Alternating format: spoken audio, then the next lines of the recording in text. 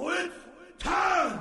It's time! It's time for the Wrestling Observer Extra. Wrestling Observer Extra. The moment you've all been waiting for. The undisputed, most diabolical villain in the world. With Dave Meltzer, right here on The Law. Live Audio Wrestling. You got it, Live Audio Wrestling Hour 2. If you would like to take this week's Title Bout Trivia Challenge, and let's say you are able to wax poetic, if you happen to be a poet or a rapper, then you should call in to play the game.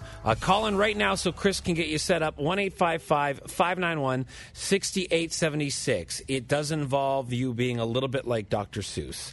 1-855-591-6876. A lot of great feedback last week, so we're going to try something new this week. But one thing, it is not new. He is here every week, and we love having him. Yes. Dave Meltzer, Yes. editor of the Wrestling Observer newsletter. Dave, we're going to start where everyone has been starting with you this week, and that is the incredible hype that has happened with the Mayweather and McGregor press tour 4 nights. This was all over mainstream media. Oh, Dave, yeah. And this has to be deemed a success in the way they're promoting this fight. Well, it's a success as far as the attention it got the fight, which is, I guess, the key. I think that the, as far as the press conferences, I mean, you guys got lucky. You got the big one. I mean, which Toronto, yeah. I don't think it was planned. I think that they probably wanted, New York to be the big one, but New York was a complete disaster. Oh, yeah. Yeah. But it was interesting because it was run by the boxing people. It was very clear the difference between a boxing press conference and a UFC press conference immediately, and also just the mentality between boxing and MMA. I don't think MMA people, I guess because boxing was there first, really have like this negative thing. But it was like with Steven Espinoza when they asked, why don't you do it like MMA? And it's like, well, their press conferences only get Dana White over. They don't get the stars over. And I'm thinking, like, you have these guys go out there and try to do, essentially for the first 20 minutes of Raw, they were about they were probably in most cases worse than the first 20 minutes of Raw. Floyd was every single time, and Conor had his good nights and bad nights, I would say. Now, Dave, when you have a fight of this magnitude and you go and you promote it to this kind of magnitude, a press conference every single day type for this whole week, I know the fight's a ways away, but is there any chance that they could actually over-promote it and people will just get tired of this and just I've heard too much about this? Well, I don't think that's really going to be a question because the reality is they did it now, so so both fighters have their month of hard training where they don't have to do it. Right. Then it's going to be hammered. The last week they're going to hammer it home. So this was the thing to kind of alert everyone and to kind of give the aura. Here we are about a month out that this is going to be this fight of a generation that we can't miss. Which is funny because as I think everyone deep down knows that the fight itself is it's weird. It's the fight is not the payoff. No. Press conferences, the hype is the payoff. Mm-hmm. And the fight is the anticlimactic thing when it's over, kind of like with Mayweather-Pacquiao in a lot of ways. When that fight was over, you really, it was the wait was the excitement. The fight was not the excitement. I think this one's, this one's going to be worse than that. At the end, and I wonder, the one thing, and I don't think it's going to negatively affect the buys, but I keep thinking, when they did do Mayweather-Pacquiao, when it was over, the public was very unhappy because it was a crappy fight with a high price tag.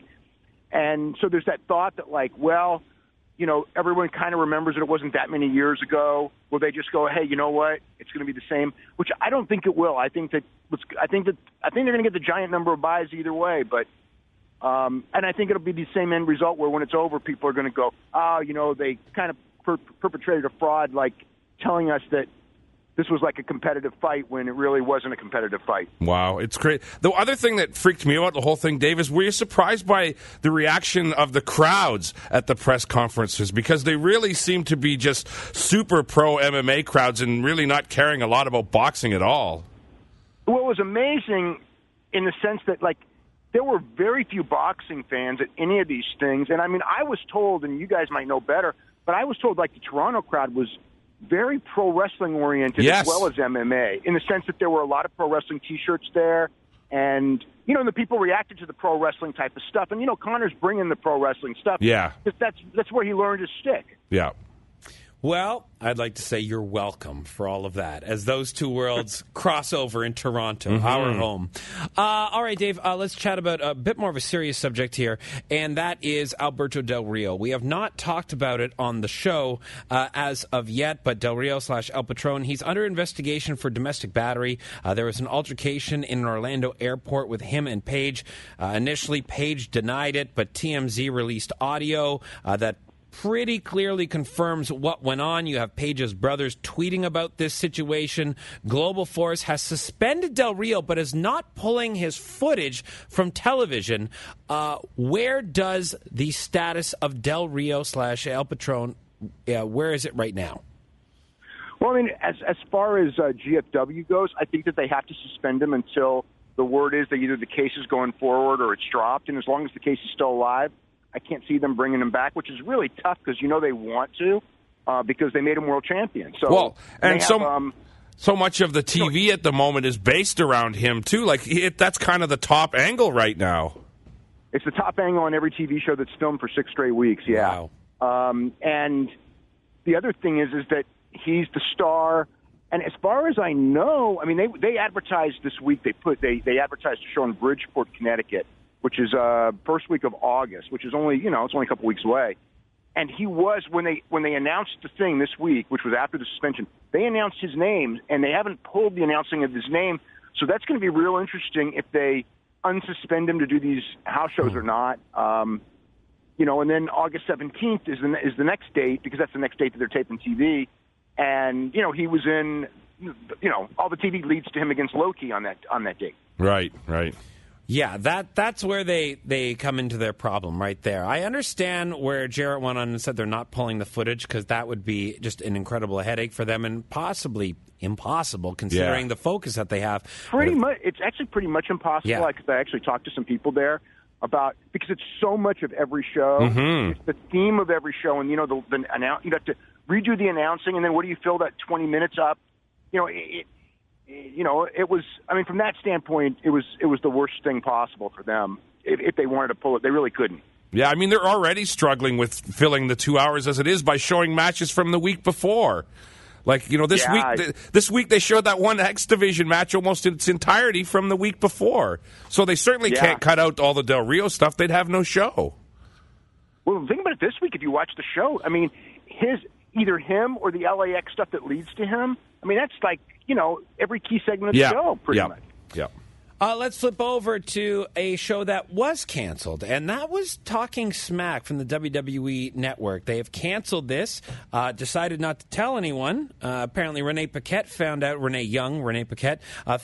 on Twitter and sent a bit of an interesting tweet back. Daniel Bryan too, well. yeah. So, in my opinion, Dave, I mean, from our perspective, covering the industry, behind the scenes and in front of the camera, we all chose this as our favorite WWE Network show last year. We very much enjoyed it. To me, the disconnect came when 205 Live was put in place, and you had an hour in between SmackDown and this show, and that's where I think it lost a lot of momentum. As far as the cancellation goes here, though, is it truly a matter of numbers, or is there more to this? The numbers weren't great. And, the numbers are part of it, and it's not like they canceled the whole show because they canceled the Tuesday night show, but they're going to do it after every pay-per-view. Right. And just as an example, last week, the Talking Smack episode was 18th, which if you look at what's in the top 20 on the network, 18th place, it's behind a lot of old footage and things that it should be way ahead of. So it did not do well. However, the Sting right after Great Balls of Fire, that was number 2, and the only thing beat it was Great Balls of Fire itself. So the ratings for the shows after the pay-per-view are good. The ratings on the Tuesday are not good for the most part. They're iffy. So that's part of it. At the same time, part of it is just Vince, and that's the scary one because Vince thought that the show wasn't what's the word I'm looking for? He thought that it wasn't conducive to building their stuff, and that's where I'm going. Like, man, I think that Vince is behind the times, because it was like, to me, it's like those interviews are what people want more than the fake interviews that they're getting on Raw and SmackDown. And granted, it's not doing the numbers of other shows, but there's reasons for that. I mean, one of it is that it's not on TV anyway. And it's like, but I really believe that those kind of interviews resonate with the people more than the scripted interviews. And Vince, of all people, having been around for decades and decades with all those great interviews that he grew up with and we grew up with, it's just really weird in my mind that he would think that now that that's a negative on wrestling, when that's what, you know, and you know what, maybe that is the old wrestling and Vince hates the old wrestling. You know what I mean? Like a lot of the old stuff that worked, right. Vince doesn't like doing it because it's the stuff his father did, you know, type of thing. And he doesn't want to be copying what his father did. He wants to forge something new. And he, you know, and if you remember, like even in the 80s when they started doing those inset interviews and those goofy line interviews that, you know what I mean, those comedian interviews things. Yeah. And this in Talking Smack isn't that. So I don't know, but I felt, honest to God, I felt Vince was out of touch with that call. It's very, very strange for sure. One thing that we saw on the TV this week, we have to talk about too before we get to Kurt Angle, though, is the Hardys. I mean, if that wasn't a deliberate tease this week that they've got things worked out, I don't know what is. What's the latest? But they don't. Well, I mean, I will say that the middle of last week, they were under the impression it was a done deal, and then it wasn't signed off on, and it's still, it's like they think, you know, and this isn't the first time. I mean, over the last weeks, there have been plenty of times where they thought we're right there, it's going to be done, and then Anthem, you know, just they don't like the terms, or there's some terms they want to change, and you know, they don't get, the deal's not done. So at the time that TV was going on, I think that they felt the deal was done. Then Jeff Jarrett did an interview where he said it wasn't close, and then things went back and forth again, and I don't know where it stands today. That's so crazy. It's unbelievably crazy. Dave, quickly, Chris Cyborg and Becky Lynch are going back and forth on Twitter. What is the story here? Are we going to see Cyborg be making an appearance in WWE at SummerSlam?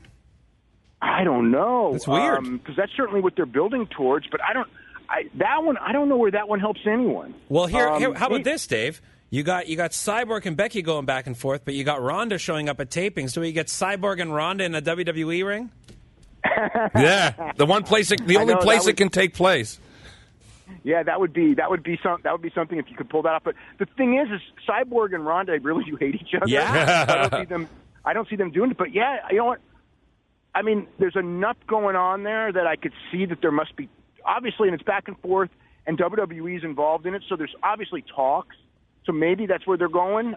They're doing something, but I don't know how that. Like again, I don't know how that benefits them. Now, the 4 horsewomen against the 4 horsewomen, I think that benefits WWE a great deal, and I know that you know it jumpstarts Shayna Baszler's WWE career. Yeah. That gets them Ronda Rousey. I mean, that one makes all the sense in the world. For sure it does, and we were talking about that earlier in the show.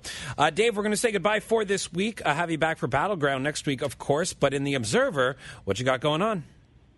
I got a story. I mean, aside from the coverage of tonight's G1, I got a story on the American birth of MMA in the late 70s. Before there was a UFC, there was an attempt to do MMA. They ran a couple of shows, and it actually stems from, which Dan will probably be able to relate to this, a couple of wrestling fans, martial arts fans, sitting at a Denny's one night arguing over who would win a fight between Bruce Lee, Muhammad Ali, and Bruno Sammartino. And then they decided that, well, why don't we promote something with those rules, you know, with free rules? And they actually ran several shows until they were shut down by the athletic commission. And so I kind of got a story on that. Oh, that sounds great, Dave. Yeah, I look forward to that. Look forward to talking to you next week. Dave, thank you for joining us.